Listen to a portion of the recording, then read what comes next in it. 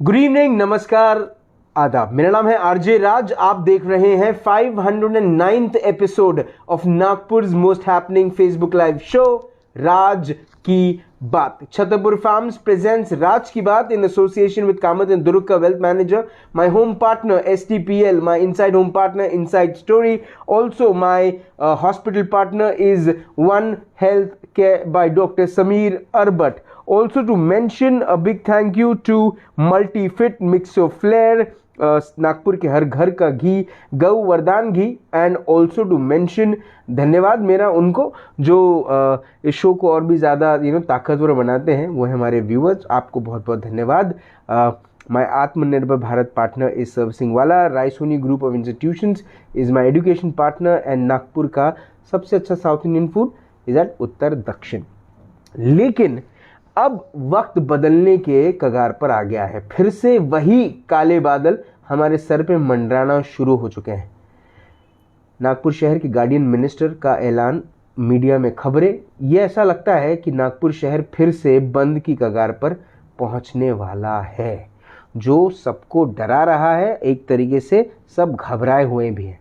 लेकिन एक व्यक्ति जो शायद कोविड के बारे में सरकार जितना ही जानता है या प्रशासन से ज़्यादा जानते हैं, वो डॉक्टर हैं। और वो ऐसे डॉक्टर हैं जिन्होंने पिछले साल पूरे कोविड में बड़ा रगड़ के काम किया था, 24 घंटे काम किया था और हज़ारों पेशेंट्स को ठीक करने का काम किया था। मैं बात कर रहा हूँ सेंट्रल इंडिया के सबसे फेमस, सबसे popular pulmonologist. I am talking about doctor Sameer Arbat. Sameer sir, good evening and welcome to राज की बात। Good evening. It's been quite some time कि नागपुर शहर खुल गया, नंबर्स नहीं दिख रहे हैं। कोई भी जिसको भी हम जिस तरह से देखा जाए कि चीज़ें वैसी नहीं है जैसी हमको लग रही थी कि चीज़ें खुली रहेंगी, कोई प्रॉब्लम नहीं आएगा। अब कैसे देखते हैं आप उसको? देखिए, चीज़ें तो आपके नज़रिए पे डिपेंड करती है। अगर आपने राज की बात के इसके पहले के एपिसोड्स फॉलो किए हैं जिसमें हमने कोविड के बारे में डिस्कशन किया था, तो एक हल्का फुल्का ये अंदाज़ा था या कह सकते एक अनुमान लगाया था कि सितंबर अक्टूबर में एक वेव आने के चांसेस है जी। आज भी हम बहुत श्योर नहीं है कि अभी जो केसेस बढ़ के आई है ये एक छोटा सा स्पाइक है या ये एक्चुअली एक वेव है। जो इंस्टीट्यूट ऑफ डिजास्टर मैनेजमेंट है NIDM, उन्होंने प्रेडिक्शंस किए जिसमें 3 प्रेडिक्शन है। एक है early rise in September, second है अर्ली राइज इन अक्टूबर और एक लेट राइज इन अक्टूबर। तो हम किसी भी तरीके से देखें तो हमारे लिए इस बात को लेके सीरियस होना और केयरफुल होना ज़्यादा फायदे का रहेगा। अगर वेव आती है और हम केयरफुल रहते हैं तो भी हमारे फ़ायदे में, और अगर वेव नहीं आती है और हम केयरफुल रहते हैं तो भी हमारे फ़ायदे में। मतलब बॉटम लाइन ये है कि we have to take all the precautions possible, and next 7 days में हमको पता चलेगा कि एक्चुअली हम एक थर्ड वेव में आ चुके हैं या नहीं। New Covid and new life, 2 किस्म की बातें हैं आज। न्यू कोविड के अंदर में एक शब्द जो डॉक्टर्स के बीच, स्पेशलिस्ट के बीच और ऑल्सो हेल्थ मिनिस्ट्री से रिलेटेड जो लोग हैं उनके बीच ये नाम बड़ा बहुत, ये शब्द जो है ये बड़ा ज़्यादा पॉपुलर होता जा रहा है, और वो शब्द है क्लस्टर। इसको किस तरह से देखें? पहले बात करते हैं न्यू कोविड के बारे में।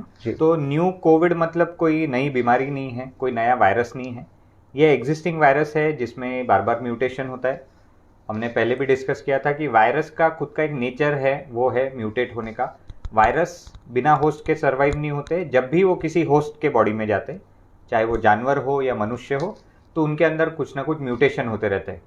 आप समझिए कि आपका एक लगेज है, सूटकेस है, जिसमें एक नंबर लॉक है, और वो नंबर लॉक का कॉम्बिनेशन अपने आप रोज चेंज होते रहता है। तो ऐसे ही कुछ वायरस रहता है, इसका खुद का जो जीनोमिक सीक्वेंस है चेंज होते रहता है। इसलिए जो वायरस आपको अप्रैल में नज़र आ रहा था वो अभी काफ़ी चेंज हो गया है।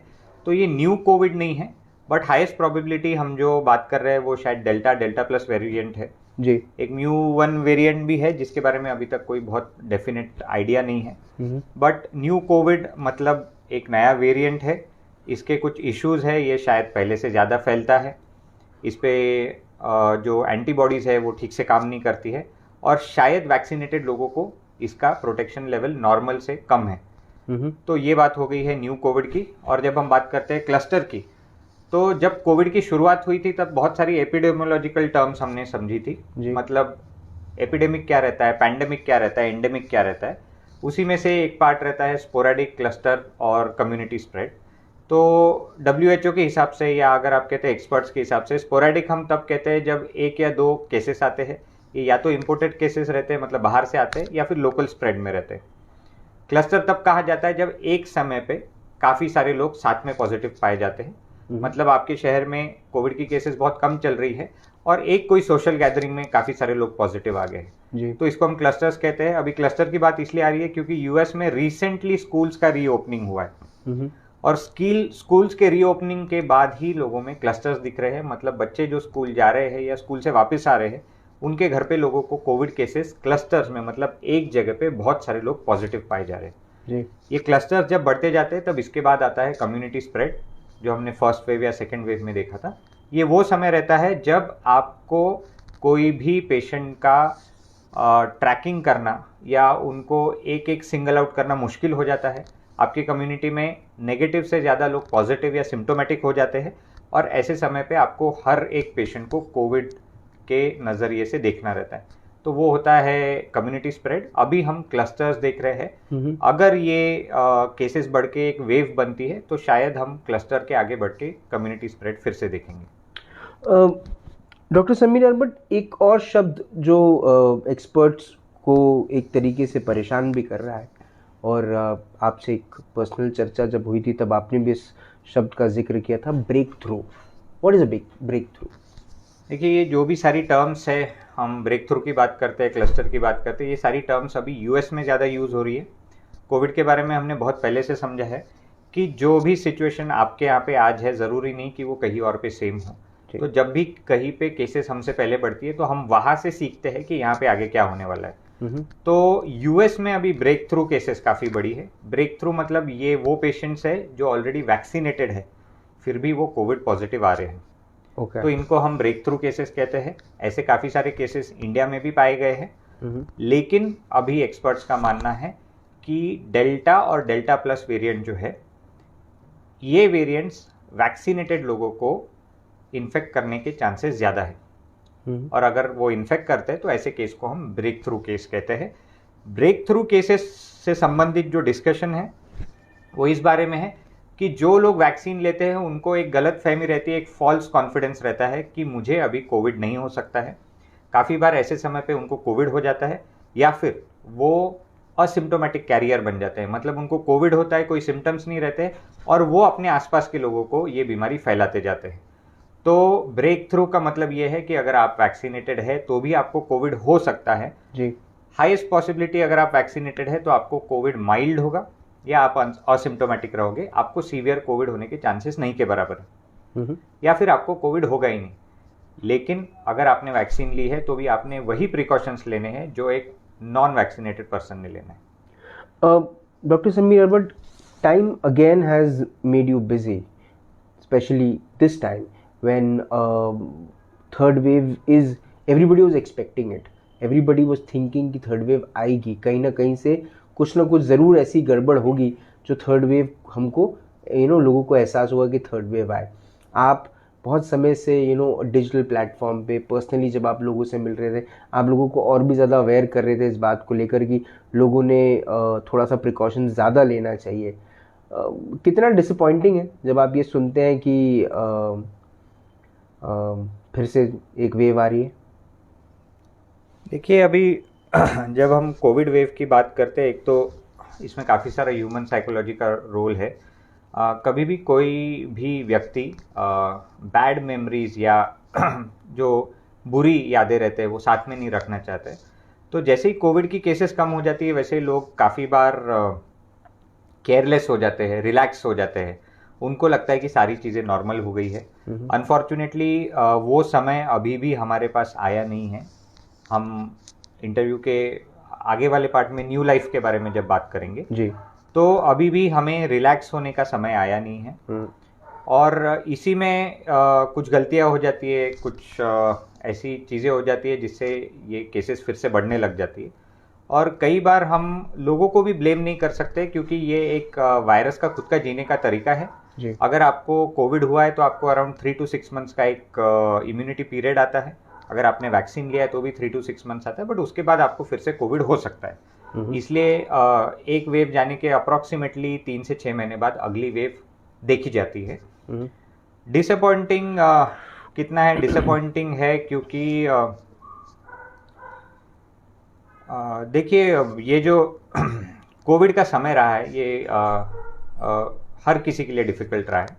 अगर आप मुझे मेरे वर्क पॉइंट ऑफ व्यू से पूछते हैं तो अप्रैल 2021 शायद मेरे लाइफ का एक ही ऐसा समय होगा जहाँ मैं शायद रोज़ रात को घर पे आके मेरे वाइफ के पास मैं एक्चुअली रोता था, क्योंकि मेरे पहचान के कई लोग जिनको कोविड हुआ था, मैं डॉक्टर होके, क्वालिफाइड होके और एक कोविड स्पेशलिस्ट होके भी मैं कुछ कर नहीं पा रहा था, क्योंकि तब केसेस इतने ज़्यादा थे कि हॉस्पिटल्स में बेड नहीं थे।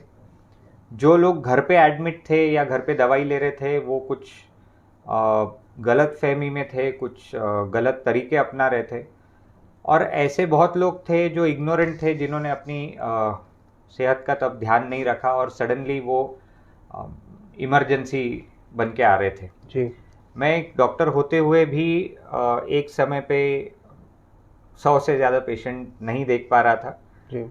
एक ह्यूमन लिमिटेशंस रहते हैं, और जब आपको पता है कि आप किसी चीज़ के लिए 10 या 12 साल ट्रेनिंग लिए हो और ये चीज़ आप कर सकते हो पर आप नहीं कर पा रहे हो क्योंकि रिसोर्सेस नहीं है, हॉस्पिटल में बेड्स नहीं है, लोगों को जानकारी नहीं है। कई बार ऐसा होता था कि लोग हॉस्पिटल पहुंच नहीं पाते थे, मतलब एम्बुलेंस नहीं है, घर पे कार नहीं है, कार है तो चलाने के लिए कोई नहीं है। तो एज अ मेडिकल प्रोफेशनल अगर हमने आईसीयू में या लंग कैंसर से रिलेटेड डेथ्स देखी है, पर हमने कोविड जितनी डेथ्स कभी नहीं देखी है। और अपने आसपास और अपने जान पहचान के लोगों में जब ऐसा कुछ होता है तो एक बहुत ही डिसअपॉइंटिंग फीलिंग खुद के लिए रहती है, बिकॉज ये ना सिर्फ मेरा प्रोफेशन है बट ये एक पैशन है। लोगों की सेहत का ध्यान रखना ये बहुत दिल से आता है, और जब वो नहीं हो पाता है तो उसका एक बहुत बड़ा बर्डन रहता है। ये वर्क रिलेटेड हो गया। अब अगर आप पर्सनल पूछते हैं तो ऑब्वियसली थर्ड वेव का डर मुझे भी है। मेरा बेबी अभी 7 मंथ का है। फर्स्ट वेव हमने प्रेगनेंसी के डर में निकाल ली जी। सेकेंड वेव बेबी 2 महीने का था तो उस डर में निकाल ली। सेकेंड वेव के समय कई बार ऐसा होता था कि मैं रात को 11:30-12 बजे घर आता था और सामने सोफ़ा पे ही सो जाता था और सुबह 7 बजे सोफ़ा से ही उठ के काम पे चले जाता था। तो काफ़ी दिन तक मैंने मेरे वाइफ को या मेरे बेबी से मैं सुबह या रात को मिल नहीं पाता था, बिकॉज शेड्यूल भी बहुत डिफ़िकल्ट था, और बिकॉज मैं कोविड में काम करता हूँ तो मेरे लिए एक ही ऑप्शन है कि मैं घर पे आके प्रॉपरली नहा के फ्रेशन अप होके ही घर वालों को मिल सकता हूँ। तो वो समय बहुत ही डिफ़िकल्ट था, एंड वो समय वापस नहीं आना चाहिए। But then this time also after one healthcare started, आपने अपनी क्लिनिक में बहुत इस वक्त काफ़ी हम रश भी देखते हैं, बहुत सारे लोग आ रहे हैं पोस्ट कोविड अपनी तकलीफ़ें बताने के लिए। किस किस्म के पेशेंट्स को डील कर रहे हैं आप? पोस्ट कोविड का जो एक स्पेक्ट्रम है वो बहुत बड़ा है। ठीक। और अगर हम इस बार की बात करते हैं लास्ट 2 महीने में, तो पोस्ट कोविड नहीं पर पीडियाट्रिक केसेस बहुत बड़ी है। वो काफ़ी सारे एलर्जी से संबंधित थे, काफ़ी लोगों को अभी डेंगू हुआ है इस समय पे। तो पोस्ट कोविड की जब हम बात करते हैं तो जो SARS-CoV-2 वायरस है, मतलब जिससे कोविड होता है, ये वायरस आपके बॉडी के ACE2 रिसेप्टर्स पे जाके अटैच होता है, और ये रिसेप्टर्स आपके बॉडी के सारे ऑर्गन्स में पाए जाते हैं। मतलब आपके बॉडी के किसी भी ऑर्गन को कोविड अफेक्ट कर सकता है, सिर्फ लंग्स या ब्लड वेसल को नहीं। ठीक। तो जब हम पोस्ट कोविड की बात करते हैं तो सारी बीमारियां पोस्ट कोविड में आ रही है। कई लोगों को पोस्ट कोविड में लंबे समय तक ऑक्सीजन की रिक्वायरमेंट रहती है, मतलब 2 महीने, 4 महीने, 6 महीने तक लोगों को ऑक्सीजन की रिक्वायरमेंट है, अभी भी वो विदाउट ऑक्सीजन नहीं रह सकते जी। कई लोग हैं जिनको पोस्ट कोविड के समय पे ब्रेन का स्ट्रोक आया है, पैरालिसिस का अटैक आया है। काफ़ी लोगों को ब्लड क्लॉट्स कई और पाए गए हैं बॉडी में। ऐसे बहुत सारे पेशेंट्स हैं जिनको पोस्ट कोविड में हेयर लॉस हो रहा है, मतलब बाल झड़ रहे हैं। ऐसे भी पेशेंट्स हैं जिनको 4 महीने से 6 महीने से सेंस ऑफ स्मेल या सेंस ऑफ टेस्ट नहीं आया है। और ये छोड़ के मैक्सिमम लोगों को वीकनेस और बॉडी एक अभी भी जाने का नाम नहीं ले रहा है, मतलब लोग अभी भी कोविड से निकले नहीं हैं। ये बात हम करते हैं पोस्ट कोविड के फिजिकल सिम्टम्स की। जिन लोगों को कोविड हुआ है, जो लोग कोविड के समय पे या तो क्वारंटीन में थे, कुछ 14 डेज के लिए अपने रूम में बंद थे, या ऐसे लोग जो आईसीयू में एडमिट थे, इन लोगों को, काफ़ी लोगों को क्लॉस्ट्रोफोबिया है, मतलब इनको अभी अकेली जगह पे, छोटी जगह पे जाने से डर लगता है, एलिवेटर में, लिफ्ट में जाने से डर लगता है। ऐसे कई लोग हैं जिनके घर पे किसी ना किसी की कोविड से रिलेटेड डेथ हुई है जी। ये वो लोग हैं जिनको PTSD, post traumatic stress disorder है। कोविड के समय कई बार ऐसा होता था कि अगर आप पॉजिटिव आते हैं तो आप घर वालों से मिल नहीं सकते। अगर आपके घर पे बच्चे हैं तो बच्चे आपसे मिल नहीं सकते, तो फिर आपको बच्चों को कहीं और छोड़ना है, या फिर आप घर पे रहते हैं और आपके यहाँ पे अगर कोई डोमेस्टिक हेल्प है तो वो आना बंद कर देते हैं जी। तो इस वजह से भी पोस्ट कोविड लोगों ने बहुत सारे इश्यूज फेस किए हैं। कोविड छोड़ के जब हम बात करते हैं रिस्ट्रिक्शंस की, तो उससे भी रिलेटेड इश्यूज है। जितने भी लोग वर्क फ्रॉम होम कर रहे हैं उनमें से काफ़ी लोगों को बैकएक के प्रॉब्लम्स आ रहे हैं, बहुत लोगों को हेडेक का इश्यू आ रहा है, और ऐसे भी बहुत लोग हैं जिनकी फिजिकल एक्टिविटी नहीं के बराबर होने की वजह से वेट गेन हो रहा है जी। और ओबेसिटी से रिलेटेड तो कई सारी बीमारियां, तो वो भी अभी देखने मिल रही है, क्योंकि ये सेडेंटरी लाइफस्टाइल कुछ महीनों की नहीं, अभी 1.5 साल की हो गई है। और last but not the least, schools बंद होने की वजह से बच्चों की जो ग्रोथ है, उसके लिए, बच्चों की ग्रोथ के लिए कई अलग अलग तरह के ट्रिगर्स लगते हैं, कई अलग अलग तरीके के एक्सपीरियंसेस लगते हैं जो बच्चों को इंटरैक्शन से आते हैं। एक बच्चा स्कूल जाता है तो उसे कंपटीशन की फीलिंग आती है, उसको शेयरिंग की फीलिंग आती है। कई बार बाहर जाने से आपको समझ में आता है कि ह्यूमन इंटरैक्शन कैसा रहता है। तो बच्चे जब बहुत लंबे समय से घर पे है, स्कूल नहीं जा रहे हैं, तो इसका भी असर उनके ग्रोथ पे हो रहा है। What's the new life? What's the new life? तो अभी का करंट स्टेटस ऐसा है कि यूएस में सडनली केसेस स्पाइक हो गई है। कल सीडीसी के रिपोर्ट के according every day 1,60,000 positive cases है और एवरी डे 15,000 डेथ्स हो रही है। ये नंबर यूएस के लिए बहुत बड़ा है, क्योंकि मई और जून में यूएस ने कहीं ना कहीं ऐसे समझ लिया था कि कोविड अभी जा चुका है, कोविड अभी वापस आने वाला नहीं है जी। काफ़ी सारे स्टेट्स यूएस में ऐसे हैं, स्पेसिफिकली जो साउथ के स्टेट्स हैं, जहाँ पे उन्होंने वैक्सीनेशन को मना किया था। और अभी ये देखा जा रहा है कि जहाँ भी वैक्सीनेशन कम हुआ था वहीं पे कोविड की केसेस ज़्यादा आ रही है। जहाँ अडल्ट का वैक्सीनेशन कम हुआ है वहाँ बच्चों में ज़्यादा इन्फेक्शन देखा जा रहा है। मतलब अगर अडल्ट वैक्सीनेटेड नहीं है तो यही अडल्ट कैरियर बन के बच्चों को इन्फेक्ट कर रहे हैं। तो सडनली अभी लास्ट 2-3 डेज से फ्लोरिडा में गवर्नर ने लोगों को आने से मना कर दिया है। बहुत सारे स्टेट्स में जहाँ स्कूल्स में मास्क अलाउड नहीं थे, अभी उन्होंने बच्चों को घर पे रुकने को मना किया है। ओके। एक बहुत बड़ा एग्जांपल है Israel. Israel was the first country to declare itself as mask free, and they are facing a very difficult time with the number of complicated cases of covid. तो यूएस में अभी जो cases बढ़ी है, तो यहाँ पे यूएस में अभी ये देखा जा रहा है कि लोगों को एक्सेप्टेंस नहीं आ रहा है कि अभी भी कोविड जारी है। तो इसलिए गवर्नमेंट ने कहा है कि अभी कोविड रहेगा। गवर्नमेंट ने एक तरीके से हाथ उठा दिए हैं, ये कह के कि हम नहीं बता सकते कि अगले साल भी हम इससे बेहतर कुछ देख पाएंगे क्या। इसलिए लोगों को ये बताया जा रहा है कि आप अभी न्यू लाइफ के लिए रेडी हो जाइए। न्यू लाइफ क्या है? न्यू लाइफ आपकी वो लाइफ है जिसमें आप और कोविड जी साथ में सरवाइव करेंगे। आप अभी ये उम्मीद मत कीजिए कि आपको प्री कोविड लाइफ मिलने वाली है।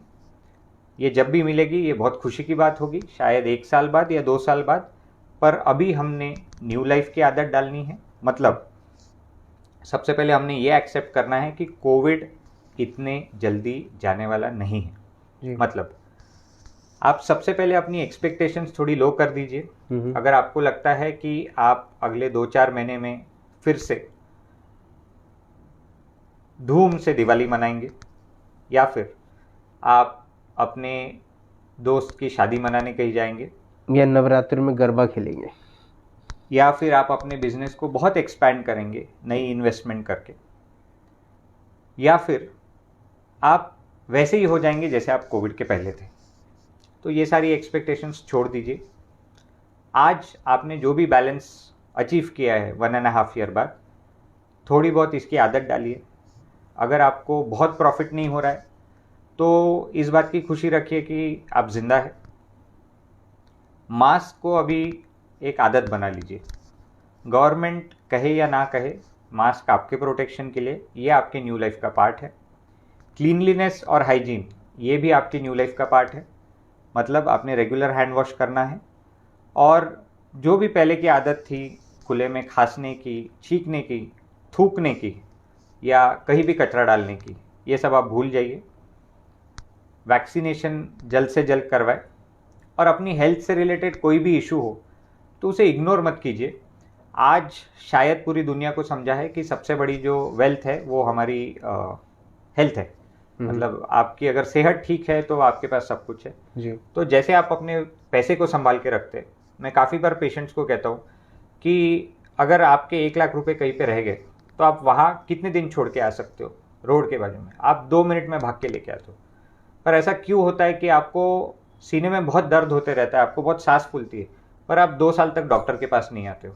क्योंकि आपको लगता है कि मेरे लिए पैसा ज़रूरी है, मेरे लिए सेहत ज़रूरी नहीं है। जी। अगर आप आज भी ये सोचते हैं तो आपका बहुत भारी नुकसान होने वाला है। न्यू लाइफ की आदत डालिए। न्यू लाइफ में आपको थोड़ी लाइफ स्लोली जीना है, सेफली जीना है, और कंपैशनेटली जीना है। हर चीज़ अभी आपके लिए नहीं होगी, आपको अपने आसपास के लोगों के बारे में सोचना है। कल को अगर केसेस बढ़ती है तो प्लीज़ खुद के घर पे injections, oxygen cylinders, concentrators hold करके मत रखिए। मैं मानता हूँ अपनी खुद की जान बचाना ज़रूरी है, but not at the cost of anyone else. और इसी को न्यू लाइफ कहा जा रहा है, ताकि आप न्यू लाइफ के लिए रेडी हो जाए, ना कि आप प्री कोविड लाइफ का इंतज़ार करें। मेरा आखिरी सवाल होगा इससे। अब आपकी क्लिनिक का नाम भी है one health care, one health की बात हो रही है। आपने अपने अभी एक जवाब में भी मेंशन किया कि लोग अपनी हेल्थ को सेकेंडरी देते हैं, प्रायोरिटाइज नहीं करते हैं। प्रशासन से आप कुछ कहना चाहते हैं कि उन्होंने किस चीज़ों के प्रायोरिटाइजेशन कर लेना चाहिए अब, अगर इस किस्म के हालात बन रहे हैं शहर में? देखिए, जो कोविड के इश्यूज आते हैं, मैं हमेशा कहता हूँ कोविड के इश्यूज अलग अलग सब्जेक्ट्स में डिवाइडेड है। सबसे पहले तो आता है वायरोलॉजी, मतलब वायरस की स्टडी। उसके बाद आता है एपिडेमोलॉजी, मतलब बीमारी फैलती कैसी है। एक बहुत बड़ा रोल है इम्यूनोलॉजी का, मतलब आपकी इम्यून सिस्टम कैसे काम करती है, वैक्सीन क्या होता है, इम्यूनिटी कैसे बिल्ड करना है। उसके बाद आता है क्लिनिकल साइंस, मतलब हम लोग जो बीमार व्यक्ति को ठीक करते हैं। और इसके बाद एक बहुत ही इम्पोर्टेंट पार्ट आता है, वो है एडमिनिस्ट्रेटिव इश्यूज। मतलब वायरस कैसे काम कर रहा है ये अलग बात है, पर हम उससे होने वाले नुकसान से कैसे डील कर रहे हैं।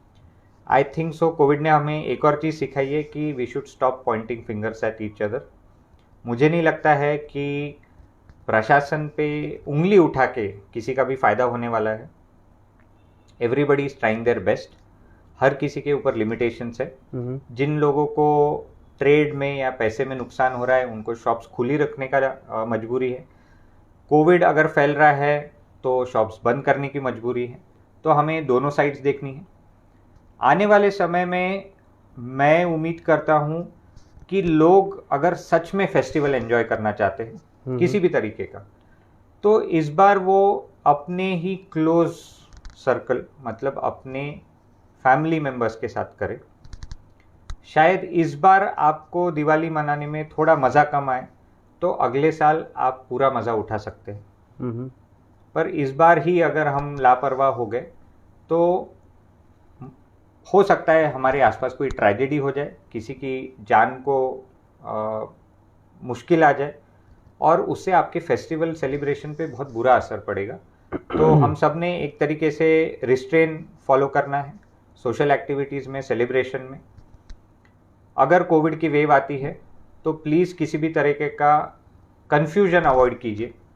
एक सिंपल सा एग्जांपल है, लास्ट टाइम जब सेकेंड वेव आई थी तो कई बार लोग डर की वजह से बहुत फ़ोन कॉल्स करते थे। एक व्यक्ति अगर बीमार होता है तो 500 फ़ोन कॉल्स जाते थे जी, जिस वजह से हॉस्पिटल में एक ही फ़ोन पे दिन भर के 1000 फ़ोन आते थे। इससे एक फॉल्स आइडिया क्रिएट होती थी कि बहुत लोग बीमार हैं। ये नहीं करना है। कई बार लोग हॉस्पिटल में कॉल करके बोलते थे कि हमें आईसीयू बेड की ज़रूरत है जी, जबकि उन्हें आईसीयू बेड की ज़रूरत नहीं थी। हम्म, इस वजह से भी बेड अवेलेबिलिटी का इशू आता था। तो इसमें शायद प्रशासन कुछ कर सकता है कि हम एक ऐसी सुविधा करें जिसमें लोगों का स्क्रीनिंग हो सके। अगर आप आरटीपीसीआर पॉजिटिव है तो आप शहर के 6 या 7 सेंटर्स पे जाइए। वहाँ पे स्क्रीनिंग में बताया जाएगा कि आपको आईसीयू की ज़रूरत है, आपको ऑक्सीजन बेड लगेगा, जी, या शायद आप घर पे ही गोली खा के ठीक हो सकते हैं। लेकिन प्रशासन जितनी भी कोशिश करे, अगर लोग कोऑपरेट नहीं करते हैं या लोग व्हाट्सएप यूनिवर्सिटी से डिग्री लेने जाते हैं जी, और प्रशासन और डॉक्टर्स को बताते हैं कि जी। कोविड क्या होता है और कोविड कैसे फैलता है, तो ये डिग्री तो आपको अव्वल नंबर देगी, पर वो नंबर आपका शायद आईसीयू में लगे, कॉलेज में तो नहीं लगेगा। एक सवाल जो आभा पांडे जी पूछ रही हैं, शहर की बहुत सीनियर लीडर भी हैं, एनसीपी की बहुत सीनियर लीडर हैं, कॉरपोरेटर भी हैं, वो आपसे ये सवाल पूछना चाहती हैं, क्या तीसरी लहर आएगी? हाईएस्ट प्रोबेबिलिटी हमें कोविड की केसेस बढ़ते हुए दिखेगी। वो कितने लंबे समय तक चलेगी, क्या वो पहले जितनी ही डिस्ट्रक्टिव रहेगी, ये अंदाज़ा लगाना मुश्किल है। इस बात पे भी मैं हमेशा एक पॉइंट बोलता हूँ। लोग कहते हैं कि पिछले बार से तो कम रहेगा। Okay. तो अगर पिछले बार 1000 लोगों की मौत हुई थी तो क्या आपके लिए 200 लोगों की मौत कम है? और वो 200 में से अगर एक भी व्यक्ति आपके परिचित में है तो आप क्या इस बात की खुशी मनाएंगे कि 1000 नहीं 200 है? आप एक डॉक्टर के पॉइंट ऑफ व्यू से देखिए जो आईसीयू में कोविड केसेस ट्रीट कर रहा है। केस 1 हो या 1000 हो, उसका जो आउटकम है वो ठीक नहीं रहता है। तो हमने कभी भी ये नहीं सोचना है कि पहले जितना तो बुरा नहीं होगा। जिसके साथ बुरा होता है वो बहुत बुरा होता है। अगर आपके साथ कुछ हो जाए तो वो आपका 100% है। सच बात है, सच बात। लेकिन मुझे वो कह रही हूँ, जो स्क्रीनिंग का विषय आपने कहा, ये बहुत अच्छी सलाह थी। वो खुद अप्रिशिएट कर रही हैं इस बात को कि वो जो सलाह आपने दी स्क्रीनिंग को लेकर, या आई गेस ये विषय मुझे ऐसा लगता है आभा पांडे जी शहर के आयुक्त तक भी पहुंचाएंगी और मेयर से भी। उनसे उनका एक और सवाल है, क्या इस लहर में बच्चों को ज़्यादा असर रहेगा? ये सवाल, क्योंकि ऑडियंस सवाल है तो मैं चाहता हूँ आप हाँ, जवाब दें। ये एक सवाल है जिस पे मैं खुद आना चाहता था। बहुत सारा डेटा है। ये डेटा पब्लिक के लिए ओपन है, मतलब आप खुद इसमें से अलग अलग अनुमान लगा सकते हैं। मैं आपको सारा डेटा प्रेजेंट करता हूँ। सबसे पहली बात यह है कि यूएस में जहाँ भी लोगों का वैक्सीनेशन कम हुआ है वहाँ पे केसेस बढ़ के आई है।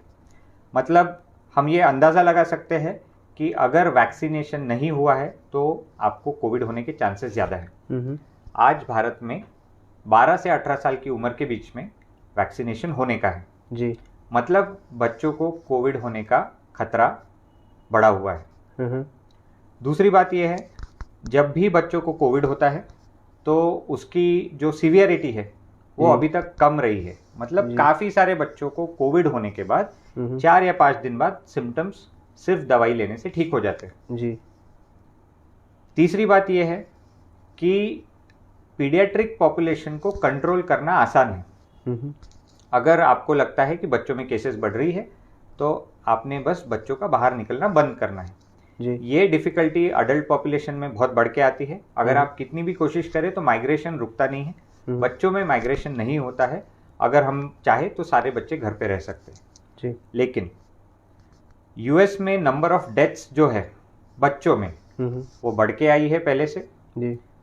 कोविड से संबंधित कुछ ऐसी बीमारियां पाई गई है जिसमें बच्चे आईसीयू में रहते हैं, मतलब उनको क्रिटिकल कोविड होता है।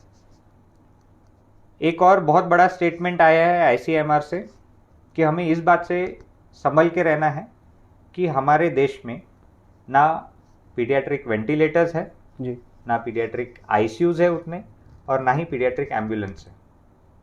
अगर आप मुझे पूछते हैं तो हमारे शहर में उतने पीडियाट्रिक पल्मोनोलॉजिस्ट भी नहीं हैं जो एक वेव को संभाल सके। तो मैंने सारे फैक्ट्स आपके सामने रखे हैं।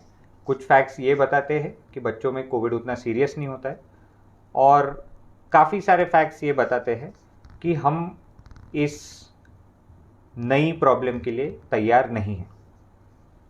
एक और बात आती है, अगर लास्ट टाइम पूरे कोविड केसेस में पीडियाट्रिक केसेस अगर 1% थी जी। तो हो सकता है वो 1% की 2% हो जाए, मतलब पिछले बार जितनी केसेस थी उससे वो दुगनी हो जाए।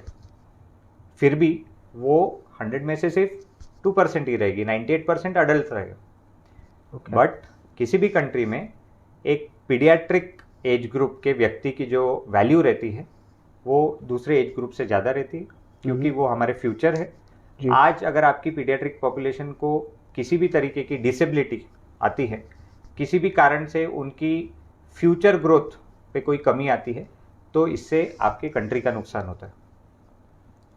तो पीडियाट्रिक पॉपुलेशन को रिस्क में रखना मतलब 100 केसेस को 150 करना भी एक बहुत सीरियस बात है।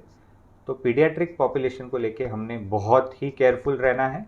और जो अभी यूएस का डेटा बता रहा है कि जो अडल्ट्स वैक्सीनेट नहीं हुए हैं, जो यंग या ओल्ड लोग हैं जिन्होंने वैक्सीन नहीं लिया है, उनके आसपास बच्चों को ज़्यादा कोविड देखे जा रहे हैं। मतलब आप सबसे पहले खुद को वैक्सीनेट कीजिए। ये मेरा आखिरी सवाल होगा आपसे। वैक्सीनेशन को लेकर हमने जितने भी इंटरव्यूज़ किए हैं इन द पास्ट, आपने हर इंटरव्यू में इस बात का जिक्र किया कि लोगों ने वैक्सीन तुरंत में लगाना चाहिए। जो भी उनका साइकिल है उसके प्रतिरूप जाकर नहीं, लेकिन उसके स्वरूप जाकर उसका एक पूरा का पूरा जो कैलकुलेशन है उसके हिसाब से लगाना चाहिए। अब अगर थर्ड वेव आती है, बहुत सारे ऐसे भी लोग हैं जिन्होंने अभी तक अपना सेकंड डोज लिया नहीं है, एक बड़ा चंक है, एक बड़ा पॉपुलेशन है जिन्होंने अपना सेकंड डोज अभी तक नहीं लिया है। जिस किस्म के वैक्सीन्स मिल रहे हैं नंबर्स कम है। इसकी जो भी वजह रही हो, लेकिन इसकी हेल्थ पे जो जिस किस्म के असर पड़ेंगे उसको किस तरह से देखा जाए, और क्या हमें ये थर्ड वेव जिस तरह से दिख रहा है कि गणेश आने वाला है, शुक्रवार को गणेश की फेस्टिवल की शुरुआत, बहुत सारे लोग लग चुके हैं, मार्केट में भीड़ बढ़ गई है, सब कुछ रिस्ट्रिक्शंस आने वाले 3 दिनों में लगने वाले हैं। उसके बाद फिर नवरात्र है, अब त्योहारों का बिल्कुल शुरू हो चुका है भारत में। तो अब जिन्होंने दूसरा डोज नहीं लिया है, क्या उन्होंने अपने साइकिल के हिसाब से ही लेना चाहिए, या फिर वो पैनिक, आपको ऐसा लगता है कि अब लोगों को पैनिक बटन दब जाएगा? फिर से हम बात करते हैं डेटा के बारे में। 25 अगस्त को एक जो NIDM डिज़ास्टर मैनेजमेंट की जो रिपोर्ट निकली थी, तो उनका कहना था कि अगस्त में ऑल ओवर इंडिया 7.5% पॉपुलेशन ऐसी है जिन्होंने दोनों डोज लिए हैं, और अराउंड 30% पॉपुलेशन ऐसी है जिन्होंने एक डोज लिया है। अभी रिसेंटली डे बिफोर येस्टरडे एक किसी और सोर्स से जो रिपोर्ट आई है वो कहती है कि 15% पॉपुलेशन ने दोनों डोज ले चुके हैं एंड अराउंड 50% पॉपुलेशन ने सिंगल डोज लिया है। ये मैं पॉइंट्स आपको इसलिए बता रहा हूँ ताकि आपको ये ध्यान में आए कि अराउंड 80% लोगों ने, या अगर हम पॉजिटिव साइड पे देखें तो 60% लोगों ने अभी भी दोनों डोज नहीं लिए जी, और 80% लोगों ने एक ही डोज लिया है जी। तो ये एक चिंताजनक बात है, इसको हम ओवरलुक नहीं कर सकते हैं। डेल्टा प्लस वेरिएंट में ऐसा देखा गया है कि जिन लोगों ने सिंगल डोज लिया है उनमें इसकी जो सीवियरिटी वो ज़्यादा दिख रही है। इसी के साथ एक और पॉइंट ये आता है कि वैक्सीनेशन का आपका जो भी रूटीन सेट है, आपको जो भी डेट्स मिल रही है वो आपने कंटिन्यू करना है। आपने पैनिक नहीं करना है, आपने केयरफुल रहना है। पैनिक और केयरफुल रहने में बहुत अंतर है। केयरफुल रहना मतलब ये होता है कि जो ज़रूरी है वो कीजिए, जो ज़रूरी नहीं है वो मत कीजिए। पैनिक मतलब ये हो जाता है कि लोग डायरेक्शन लेस हो जाते हैं, उनको समझ में नहीं आता है क्या करना है। तो हमें जो भी करना है बहुत कैलकुलेटेड तरीके से करना है। फेस्टिवल्स को लेके एक हमेशा इशू बनता है, बिकॉज लोग इस चीज़ को लेके काफ़ी सेंसिटिव है, बट इसमें बहुत बहस करने के लिए नहीं है। अगर आपके ही घर पे किसी को कोविड होता है या अनफॉर्चुनेटली कोई कोविड को लेके सीरियस होता है, तो ये आपके फेस्टिवल को बहुत ही बुरी तरीके से अफेक्ट करता है। तो ऐसा ना हो कि आपकी लापरवाही से ही आपके आसपास कुछ ऐसा हो जाए। तो वैक्सीनेशन तो लोगों ने कंटिन्यू करना है। इसमें भी बहुत सारे फैक्टर्स है। यूएस में 12 से 18 साल की उम्र के बच्चों का वैक्सीनेशन शुरू हो चुका है। ऐसा देखा गया कि उन लोगों में कोविड थोड़ा कम हो रहा है, लेकिन 1 से 12 साल की उम्र के बच्चों में वैक्सीनेशन नहीं हुआ, तो उन्हें भी उतनी ही रिस्क है जितनी इंडिया में 12 से 18 साल की उम्र में। मतलब अभी तक दुनिया में कोई भी ऐसी जगह नहीं है, ना वो जगह है ना वो समय आया है जहां आप कोविड को लेके रिलैक्स हो सकते हैं या आप किसी तरीके से इस बात को लाइटली ले सकते हैं। डॉक्टर समीर अरबट, आज आपने अपना वक्त दिया, आपने हमसे बात करी, आपने हमें new Covid and new life के बारे में हमें परिचित कराया, फिर से हमें याद दिलाया कि थर्ड वेव आए न आए, लेकिन हमें किस किस्म के प्रिकॉशंस लेने हैं, किस किस्म की तैयारी खुद के लिए भी करनी है और ख़ुद को किस तरीके से सुरक्षित रखना है। अपार्ट फ्रॉम दैट बहुत सारे लोग ऐसे भी हैं जो अभी भी पोस्ट कोविड अपने आप को अगर किसी तकलीफ से गुजर रहे हैं तो अभी भी वो डॉक्टर के नोटिस में नहीं ला रहे हैं, जो वो बहुत बड़ी गलती कर रहे हैं, जो उन्होंने कर लेना चाहिए। उसके लिए आप हमेशा तत्पर रहते हैं, वन हेल्थ केयर हमेशा तत्पर रहता है। आपने अपना वक्त दिया, आपने हमसे बात करी, हमें फिर से एडुकेट किया, उसके लिए बहुत बहुत धन्यवाद। Thank you so much. Doctor Sameer Arbat देश के जाने माने पल्मोनोलॉजिस्ट हमारे साथ थे। आज उन्होंने हमसे बात करी, फिर से हमें याद दिलाया, एडुकेट किया कि what is the new Covid and what is the new life. देखिए, न्यू कोविड क्या है ये कोविड पे छोड़ते हैं, लेकिन न्यू लाइफ क्या है ये शायद हमें प्रशासन से पूछने की ज़रूरत नहीं है, क्योंकि प्रशासन तो अपना काम काफ़ी समय से कर रहा है। प्रशासन नहीं रुका, प्रशासन अपना काम करता रहा, डॉक्टर्स अपना काम करते रहे, डॉक्टर्स प्रिकॉशंस लेने के लिए आह्वान करते रहे, प्रशासन आह्वान करता रहा।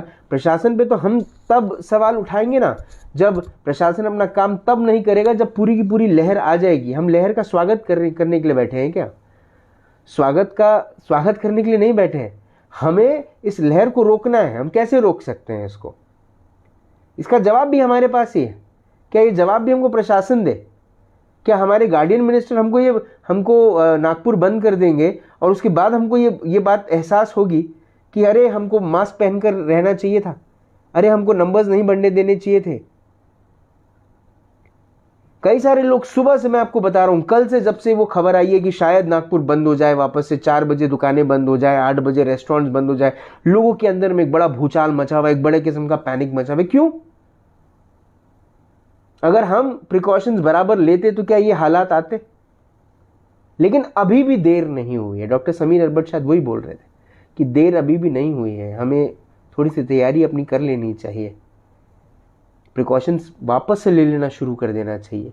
नंबर्स नहीं दिखेंगे तो शहर खुल जाएगा, लेकिन हमको तो पहले से पता था ना कि इस किस्म के हालात शायद आ सकते हैं।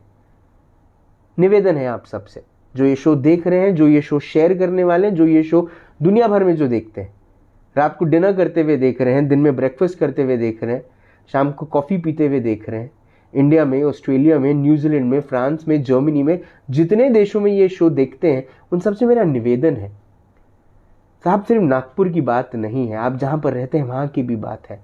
कोई मास्क नहीं पहन रहा इसलिए आप नहीं पहने, ये कोई वजह नहीं है। जिम्मेदारी हम सबको लेनी पड़ेगी और आपसे निवेदन है, आप खुद से शुरुआत करें, खुद अपनी जिम्मेदारी ले लें, बाकी सबको छोड़ें, है ना? क्योंकि जब तीसरी लहर अगर आ गई अगर गलती से, तो आपको भी उस समय शायद यही करना पड़ेगा कि खुद को बचाना पड़ेगा। तो आप शुरुआत अभी से कर लें। वैक्सीनेशन की डेट्स बराबर चेक करें। कृपया वैक्सीन अगर नहीं लगवाई है तो लगवा लें और अपने और अपने परिवार का ध्यान रखें। पोस्ट कोविड जिनको इश्यूज आ रहे हैं, कृपया पल्मोनोलॉजिस्ट को दिखाएं, डॉक्टर्स को दिखाएं जो आपको ठीक कर सकते हैं। तकलीफ के साथ न जिएं। तकलीफ को ख़त्म करने के लिए डॉक्टर के पास जाएं, वो आपकी मदद करेंगे।